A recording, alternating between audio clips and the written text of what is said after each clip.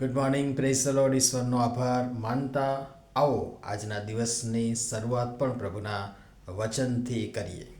ત્યારે તેઓ રાજાનું કહેવું સાંભળીને ગયા ને જુઓ, જે તારો પૂર્વમાં તેઓએ દીઠો હતો તે તેઓની આગળ ચાલતો ગયો ને બાળક હતો તે ઠેકાણા ઉપર આવીને થંભ્યું.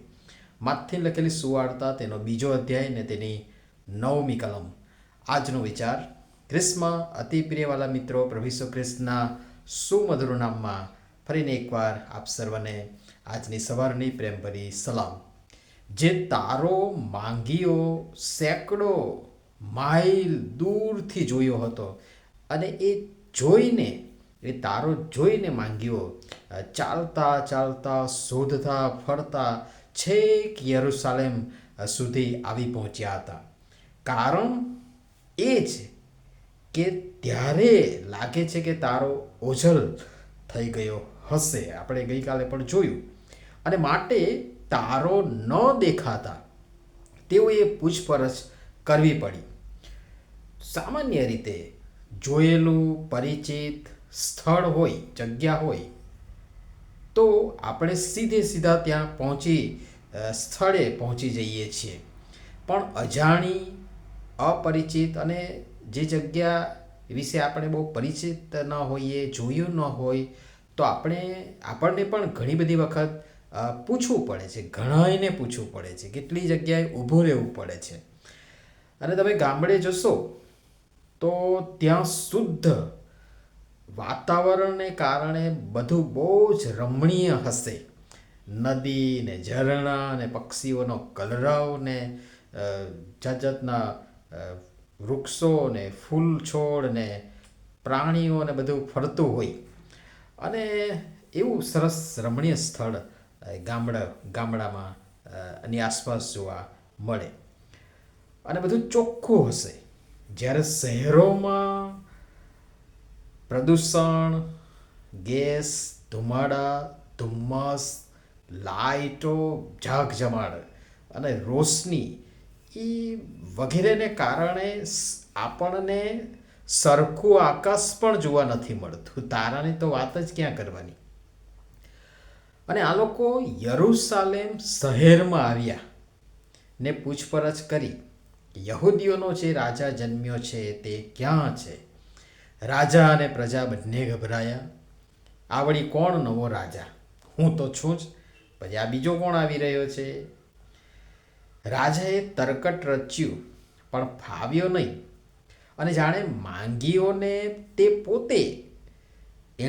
પોતે ખાસ મિશન માટે બોલાવ્યા હોય એમ હવે તેઓને એ પોતે મોકલે છે, જાણે એ પોતે મોકલતો હોય એવી રીતે કે જાઓ ને જઈને બાળક સંબંધી સારી પેઠે શોધ કરો ને જડ્યા પછી મને ખબર આપો, એ માટે કે હું પણ આવીને તેનું ભજન કરું.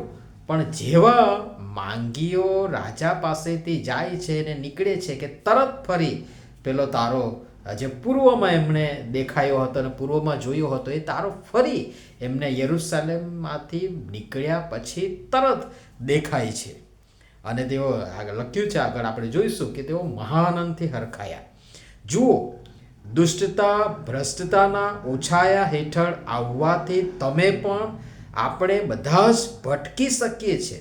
કહેવત છે ને, સોબત તેવી અસર, સંગત તેવી રંગત.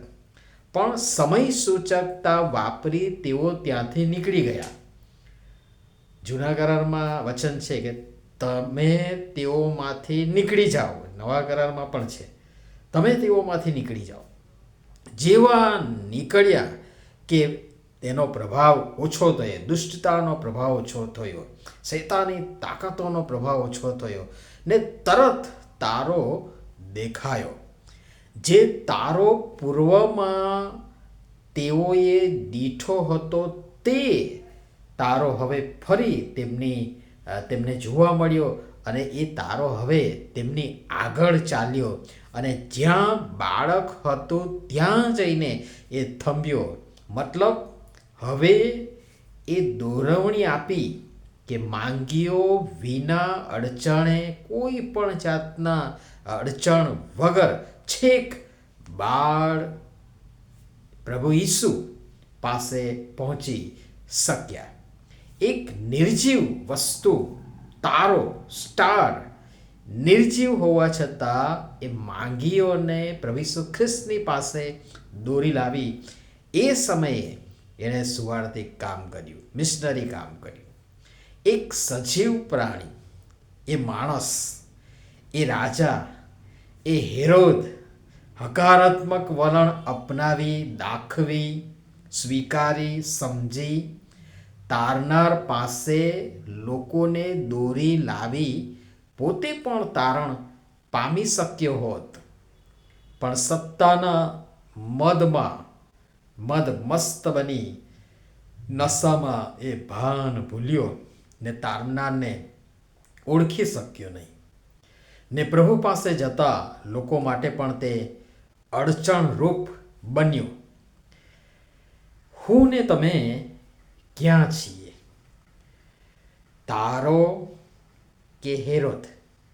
દોરનાર કે રોકનાર? પ્રભુ સમજવા આપણ સર્વની સહાય તથા મદદ કરો. પ્રાર્થના કરીએ.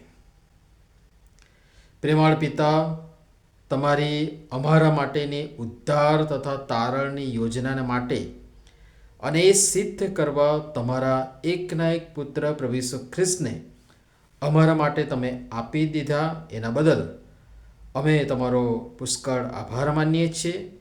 તમારા એ પ્રેમનો એ જ ઉમળકાથી વળતો પ્રતિભાવ આપવા અને તમને પ્રેમ કરવા, તમને સમજવા, તમને અનુસરવા, તમારી આજ્ઞાઓ પાળવા અને તમને પ્રસન્ન કરવા કૃપા કરીને સર્વની તમે સહાય તથા મદદ કરો.